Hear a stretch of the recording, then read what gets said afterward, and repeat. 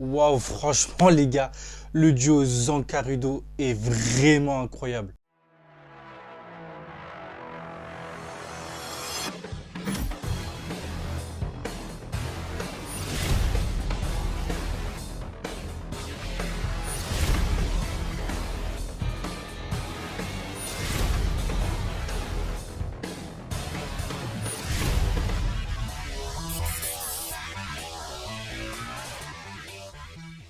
Salut les gars, salut les filles, on se retrouve aujourd'hui pour une toute nouvelle vidéo sur ma critique sur Gachakuta épisode 7. Comme d'habitude les gars, on va décortiquer cet épisode de faute en groupe, ce qu'on a aimé, ce qu'on n'a pas aimé. Donc maintenant que tout est dit, commençons. Donc les gars, on commence cette critique avec le fait que effectivement notre bon vieux Jaber, en se rendant totalement, franchement, inconscient, hein, c'est clairement ça, l'état dans lequel il est, inconscient, réussit à toucher Rudo. Donc la luminette du coup ne fonctionne pas, donc Rudo va essayer de se défendre du mieux qu'il peut, jusqu'à qu'on va voir que notre bon vieux Zanka, d'ailleurs je me rappelle plus de son prénom dans l'épisode dernier, excusez-moi, sera de retour. Donc le comeback de Zanka, franchement les gars, j'ai grave kiffé. Donc il sera de retour, et du coup Zanka et Rudo vont essayer de trouver un plan, du coup pour essayer de battre Jaber, et Zanka aura un plan. Comme en fait il a espionné du coup le combat au loin, il comprend comment la lunette du coup de Rudo fonctionne, et il fonctionne par rapport à l'animosité, comme je l'expliquais dans l'épisode dernier. Du coup Zanka il va se dire qu'au moment où il va frapper Rudo, la luminosité du coup va le propulser loin, et comme Rudo c'est lui qui contrôle la trajectoire, il pourra du coup l'envoyer directement sur Jaber, ce qui va totalement fonctionner, hein, parce que Jaber va se prendre des coups de tarlé fou les gars.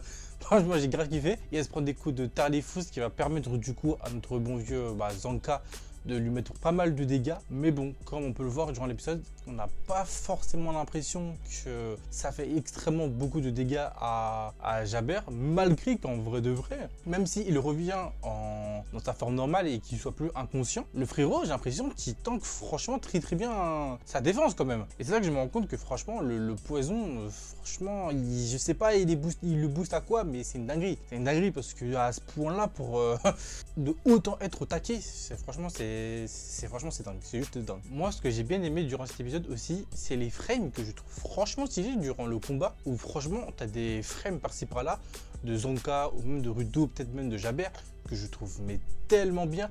Dites-vous, en vrai, j'ai même galéré à trouver l'image que j'allais mettre en miniature, tellement que franchement, il y avait vraiment des frames vraiment stylés. Donc là, en vrai, ce qui manque, je trouve, à Gachakuta, c'est vraiment une animation qui va beaucoup plus vite en termes de combat. Là, c'est stylé, mais je vois pas l'intérêt de vous prendre certaines scènes et de vous mettre en extrait, tu vois. Parce que ok, les scènes ils sont bien, mais en termes d'animation, c'est pas tout the top. Donc en vrai, je m'abstiens en vrai de vous mettre quelques extraits, alors que franchement, moi personnellement, de voir l'épisode, je kiffais de fond, hein. En vrai de vrai, j'ai passé un très bon moment. Mais je me dis en vrai, est-ce que vraiment c'est nécessaire de vous mettre certains extraits de combat? Franchement, je pense que pas du tout. Mais bref, durant le combat, pendant que du coup notre duo se bat contre Jaber, notre bon vieux Jaber va réussir à se lever comme je vous l'expliquais tout à l'heure, sauf qu'on va se rendre compte que Rudo va réagir assez bizarrement. Au début, moi je pensais que c'est le fait qu'il fasse une crise de panique par rapport à la lunette qui s'est brisée, mais pas du tout. C'est qu'en fait Jaber pendant un moment a réussi à le toucher. D'ailleurs n'hésitez pas à me dire dans les commentaires à quel moment il a pu le toucher, parce que je t'avoue, même en regardant 2 fois l'épisode, j'ai pas remarqué le moment où il a touché. Donc si vous avez remarqué, n'hésitez pas à me le dire. Mais surtout que franchement, c'est un des trucs que je m'attendais tellement pas que ça se passe comme ça, puisque le fait que Jaber du coup gagne à la fin entre du coup notre duo, avec le fait qu'il réussisse à encore empoisonner Zanka et à capturer Rudo, franchement pour le coup ça je le voyais pas du tout venir. Et franchement cette fin d'épisode aussi j'ai grave kiffé, avec Jaber qui du coup pense avoir réussi, mais la troupe des nettoyeurs débarque avec du coup ces personnes là et Rio. Donc franchement je trouve que cette frame là franchement est grave stylée, où tu as tous les nettoyeurs qui débarquent avec du coup Jinkin et Rio et d'autres troupes du nettoyeur, puisque du coup à la fin de l'épisode, quand on a pu le voir, du coup la troupe du coup qui travaille avec celui qui a été blessé, j'ai oublié son nom exact. Franchement j'ai trop du mal avec les blases, je vous avoue les gars, j'ai trop du mal avec les blases, mais si vous vous rappelez bien, il y a des personnes qui ont réussi à s'enfuir dans l'épisode d'avant et qui ont du coup réussi à appeler les nettoyeurs, ce qui fait que Jinkin, Rio et tout ont débarqué, et il y a ce moment là où il reçoit le coup du parapluie, où je me dis putain, le frérot en fait il est tellement fort, mais pour l'instant on sait pas réellement de quoi il est capable, mais juste je sens déjà qu'il est tellement fort. Et pour terminer cette critique, il y a plein de détails, en tout cas, c'est pas vraiment caché, mais plein de détails qui nous serviront du coup pour la suite de l'histoire. Avec le gant de Rudo, dont il appelle ça la série. Qu'est-ce que c'est?